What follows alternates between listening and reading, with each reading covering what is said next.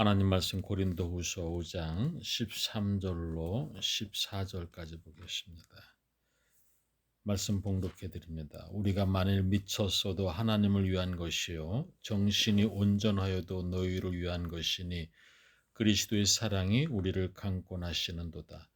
우리가 생각하건대 한 사람이 모든 사람을 대신하여 죽었은즉 모든 사람이 죽은 것이라. 아멘. 자비로우신 아버지 하나님, 이 시간도 하나님 앞에 나와 신령과 진정으로 예배드립니다. 이 예배가 오직 하나님의 영광이요 오늘도 예배드리는 심령마다 있어야 될 바대로 필요한 바대로 넘치는 은혜와 복이 있게 하옵소서. 주의 말씀 가운데에 깨달음의 은혜가 있게 하옵소서. 예수님의 이름으로 기도드리옵나이다. 아멘. 우리를 강권하시는 그리스도의 사랑, 이런 제목의 말씀으로 이 시간도 우리에게 주시고자 하는 주의 말씀의 은혜를 함께 나누기로 합니다. 존 포웰이라고 하는 신학자가 쓴 왜 사랑하기를 두려워하는가 라고 하는 제목의 책이 있습니다. 자, 그 책 내용 중에 만약 내가 사랑하기를 어떤 이유에서든지 중단한다면 그것은 아무리 시간이 지나더라도 그대로 남아있다. 그런 글이 나옵니다. 그는 그것을 마치 땅을 파서 사랑을 묻어버린다고 썩어 없어지는 것이 아니라 아무리 긴 시간이 지나더라도 그리고 땅을 다시 파게 될 때에 그 중지한 사랑은 땅 속에서 파묻은 상태 그대로 썩지 않고 남아있다라고 비유적으로 사랑의 속성을 설명하고 있습니다. 자, 사랑이 땅 속에서 썩지 않고 있다라는 것을 어떻게 해석하고 이해할지는 각자의 몫이겠지만은 이것은 한마디로 사랑은 회피하거나 무관심해진다고 없어지는 것도 해결되는 것도 아님을 존 보엘 작가는 말하고 있는 것입니다. 더 나아가 사랑은 우리 인생에 살아가는 이유를 깨우쳐주는 가장 온전한 열쇠가 되기에 사랑하기를 회피하거나 두려워하지 말고 가감하게 우리를 먼저 사랑하신 그리스도의 사랑을 힘입어 우리도 사랑을 계속적으로 연습해야 한다라고 이 책의 저자 존 보웰은 강조하고 있습니다. 자, 어떤 면에서 사랑의 중요성을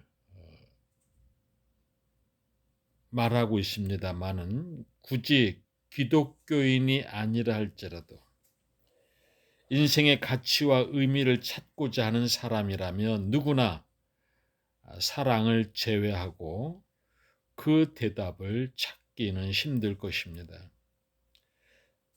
그것이 남녀 간의 사랑이든 부모 자식 간의 사랑이든 혹은 형제와 이웃 간의 사랑이든 이 사랑은 우리가 살아가는 이유만큼이나 깊고도 또한 이해하기 쉽지 않은 것이 사랑입니다. 사랑은 이처럼 우리 모든 인간들에게 중요함에도 불구하고 그 중요한 것만큼 이해하기도 또 실천하기도 쉽지 않다는 점이 사랑에 대한 우리 모두의 어려운 점이라고 말할 수 있습니다. 우리가 사랑하기를 원하고 또 사랑받기를 원하고 있습니다만은 이 사랑에 대한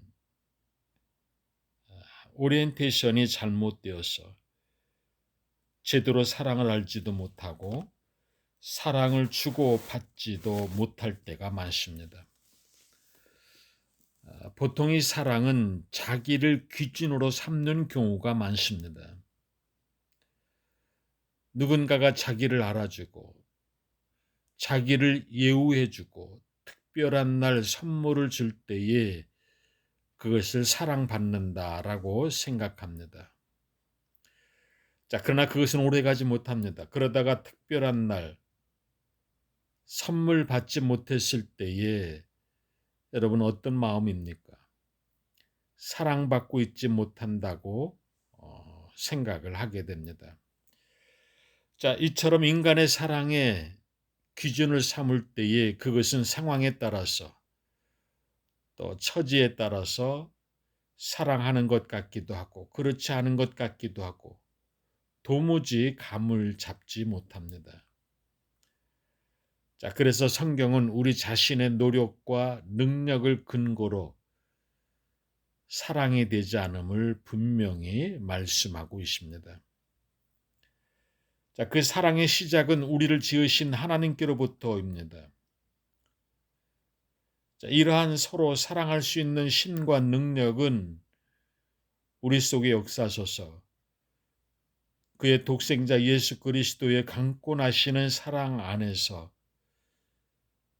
성령을 통해서 도우시는 하나님 아버지의 은혜인 것입니다. 그래 오늘 본문 13절에 바울의 열정을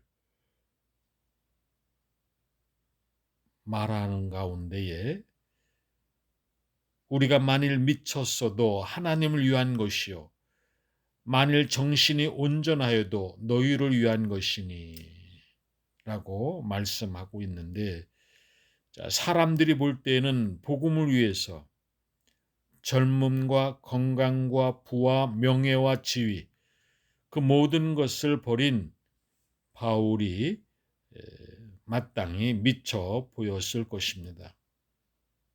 그러나 바울은 이 모든 행위가 하나님의 영광을 위한 것임을 분명히 밝히고 있습니다. 또한 그는 이러한 삶이 그의 원수들이 오해하는 것처럼 미쳐서 그런 것이 아니라 온전한 정신, 즉 바른 정신으로 교회와 성도들을 섬기기 위한 것임을 강조하고 있습니다.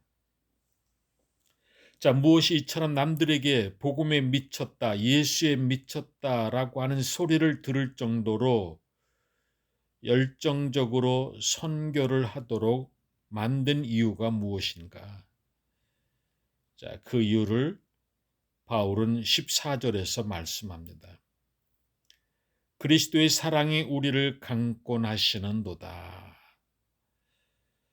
자, 바울은 자신이 이처럼 예수 그리스도의 복음에 미쳐 살아갈 수 있었던 이유는 그 예수님의 사랑이 자신을 붙들고 갔기 때문에, 그리스도의 사랑이 그를 사로잡아서 이끌고 갔기 때문에 그렇게 살 수 있다라고 고백하고 있는 것입니다. 교회를 향한 바울이 가진 이 사랑의 출처는 바로 죄인된 우리들을 사랑하사 십자가에서 죽음까지 담당하신 예수 그리스도의 사랑에서 비롯된 것입니다. 바울은 그리스도의 죽음을 통해서 우리가 살아왔음을 고백합니다. 자, 바울은 이 놀라운 예수 그리스도의 사랑으로 인해서 구원받은 자들은 이제 자신을 위해서 이 세상을 살아가지 말고 사망 권세에서 자신을 건져주신 예수 그리스도를 위해서 살아가야 됨을 권면하고 있는 것입니다. 저가 모든 사람을 대신하여 죽으심은 산자들로 하여금 다시는 저희 자신을 위해서 살지 않고 오직 저희를 대신하여 죽었다가 다시 사신 자를 위하여 살게 하려 함이니라 라고 말씀하고 있는 것입니다. 예수 그리스도의 십자가의 복음의 은혜를 받아서 구원 얻은 사람들의 삶의 목적이 달라져야 될 것을 말씀하고 있는 것입니다. 자, 이전에 구원받지 않았을 때처럼 옛사람의 모습을 가지고 육신대로 살아가서는 안 됩니다. 이제는 육신에 따라 가는 것을 거절하고 오직 복음을 위해서, 예수 그리스도를 위해서 살아가고자 해야 됩니다. 자, 이전에는 세상적 가치관에 따라 살았기 때문에 예수님을 배척하고 살았지만은 이제는 더 이상 예수를 육신을 따라 인간적으로 판단하지 않고 나를 위해서 십자가를 지시고 돌아가신 하나님의 아들이신 것을 깨닫는 그 믿음 안에서 살아가게 되는 것입니다. 자, 그렇기 때문에 이제는 예수님을 배척하지 않고 이제 그분을 섬기면서 살아가게 되는 것입니다. 자, 바울이 이 예수님의 안에 있는 사람들은 이전과는 다른 새로운 그런 존재로 또 재탄생하게 된다는 사실을 알려주고 있는 것입니다. 그래 고린도후서 5장 17절에 그런즉 누구든지 그리스도 안에 있으면 새로운 피조물이라 이전 것은 지나갔으니 보라 새 것이 되었도다. 여러분, 우리 모두가 이제 새로운 피조물들입니다. 예수 그리스도의 구원의 은혜를 통해서 사망에서 생명으로 옮겨진 사람들입니다. 이 놀라운 예수 그리스도의 은혜를 가득 안고 복된 새로운 피조물로서 이 세상을 넉넉히 믿음으로, 말씀으로, 성령 충만함으로 승리하는 저와 여러분의 삶이 되어줄 수 있기를 주의 이름으로 간절히 축원드립니다. 기도드리겠습니다. 자비로우신 아버지 하나님, 이전 것은 지나갔으니 보라 새 것이 되었도다. 오 아버지 하나님, 우리가 예수 믿기 전에 가졌던 그 모든 것들을 이제 다 내려놓고 이제 예수님을 나의 구주로 모시고 이제 새로운 피조물로서 이 땅에서 하나님의 은총 가운데서 살게 됨을 감사드립니다. 날마다 주의 사랑이 저희들을 강권적으로 인도하여 주옵소서. 그리고 오직 그 믿음 안에서 순종하는 귀한 삶의 역사가 날마다 있어지도록 축복하여 주옵소서. 예수님의 이름으로 기도드리옵나이다. 아멘. 이제는 우리 주 예수 그리스도의 은혜와 하나님의 무한하신 사랑하심과 성령님의 감화 감동의 역사가 우리를 강권하시는 그리스도의 사랑이라고 하는 이 말씀을 듣고 깨달은 이 마음과 이 정성과 이 믿음을 가지고 이제 세상을 향해 나가는 하나님의 자녀들, 권석들 머리머리 위에 우리 꼴만 나눔 하나님께 위에 모든 선교지 위에 이제로부터 영원토록 함께 하시기를 간절히 축원하옵나이다.